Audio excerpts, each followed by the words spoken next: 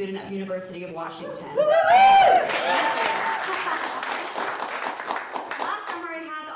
To co-organize a rally in front of Washington's ICE headquarters, located right in the heart of downtown Seattle, to essentially, in response to the tragedies that were happening on the southern border involving the detention of migrant children. And hundreds of protesters came out that day with grieving eyes, and we shut down the building for the day, interrupting business as usual.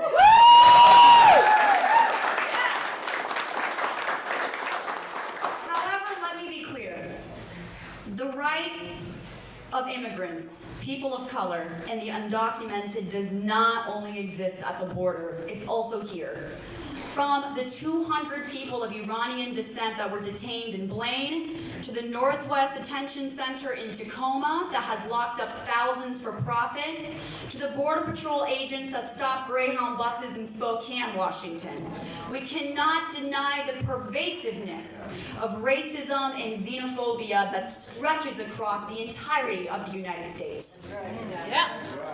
So as a young woman of color, let me express to you the worldview that has been shaped for me. First, there is the normalization of violence. That if you are black, you are to be killed. If you are brown, you are to be caged. If you are poor, you are to be homeless. And if you are young, you get to watch the world burn. In death. Yes. Then there is the banality of evil. The bureaucrats and lever pullers that mindlessly churn the system forward, crushing those beneath it. A crazed dictator only lasts for one lifetime. However, those that hide behind desks and walls can run a system for centuries. So we must pay attention to more than just the Trump administration, but also every single administrator that keeps our establishment working against the people.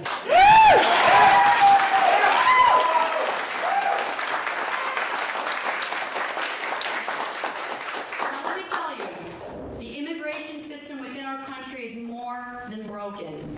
It is actually operating exactly as it was intended to be. Our government has produced a human economy through the immigration system by first creating world refugees with sanctions and drones, only to then throw them in the fields or into jail when they actually come knocking at our door. That's right. And after we get them to work, what do? We don't give them any viable pathways to citizenship. And such a tactic makes it easy for agents of deportation to hunt down any persons that are no longer being productive or contributing to the system. And we know what this event marks. When you're no longer productive to the system, it marks the demotion of a human being into a legal status. And that, and only then, is when you are no longer worthy of rights and no longer worthy of empathy in any form. It's terrible. Gotta stop. Yes. So our system is broken. And both corporate Republicans and Democrats have contributed to its corruption. Yes, They don't have to take it from me. You can ask any person from the Latinx community, and they will tell you that they both fear Trump's ICE raids while also calling Obama the deporter-in-chief. That's right.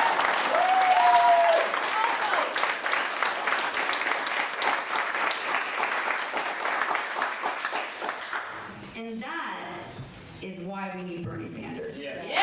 That's why we need Bernie Sanders. Bernie is the only candidate who has the courage to explicitly state that he would pause deportations, end ICE raids, stop the construction of the wall on the southern border, to permit asylum claims that were denied under both the Obama and Trump administration, to end family separations, and to, guess what, ban private prisons.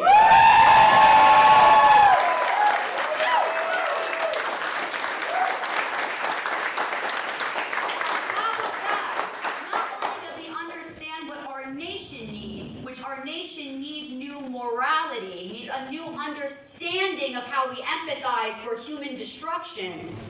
But also he understands the needs of Washington, as he's the only candidate to say by name we must shut down the Tacoma Northwest Detention Center.